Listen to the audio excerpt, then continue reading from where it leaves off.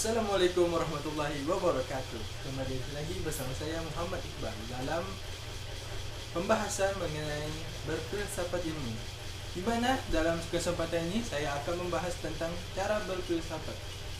Di mana sebagai kita ketahui dulu, filsafat itu ialah dari kata filsafat itu sendiri, berasal dari bahasa Yunani kuno, dari kata philo yang berarti cinta dan kata sophia yang berarti bijaksana, atau bisa disebut juga sebagai ilmu yang menciptakan kebijaksanaan atau kebenaran.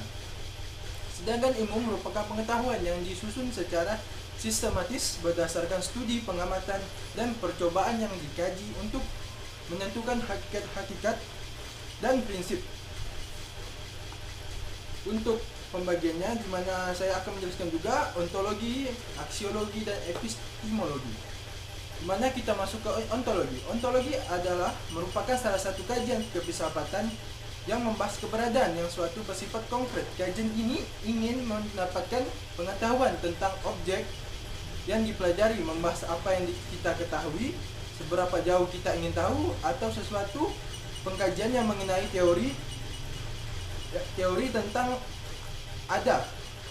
Ontologi adalah bagian filsafat yang paling umum atau merupakan bagian dari metafisika dan merupakan salah satu bab dari filsafat.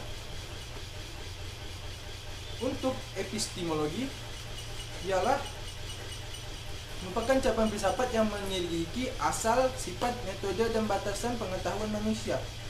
Hal yang demikian ini terjadinya perdebatan filosofis yang sengit di sekitar pengetahuan manusia yang menduduki pusat permasalahan di dalam berfilsafat, terutama filsafat modern, di mana pengetahuan manusia adalah titik tolak kemajuan filsafat untuk membina filsafat yang kukuh tentang semesta dan dunia. Maka sumber-sumber pemikiran manusia, kriteria-kriteria dan nilai-nilainya tidak ditetapkan. Tidaklah mungkin melakukan studi apapun bagaimanapun bentuknya. Dan untuk yang aksiologi ialah yang dimana aksiologi ini tentang ilmu, yang dimana ilmu ini selalu merupakan berkat atau dan penyelamat bagi manusia, seperti mempelajari hukum-hukum alam dan yang lain-lainnya. Landasan dalam tataran aksiologi adalah untuk apa pengetahuan itu digunakan, bagaimana hubungan ilmiah dengan moral, etika, dan bagaimana penilaian objek dan yang lain-lainnya. Di mana berkaitan dengan aksiologi juga membahas tentang etika dan berkaitan dengan etika, moral, dan estetika. Maka ilmu dalam aksiologi ini dapat dibagi menjadi dua kelompok, yaitu ilmu bebas nilai. Apa itu ilmu bebas nilai? Ilmu bebas nilai ialah berbicara tentang ilmu, akan membicarakan pula tentang etika.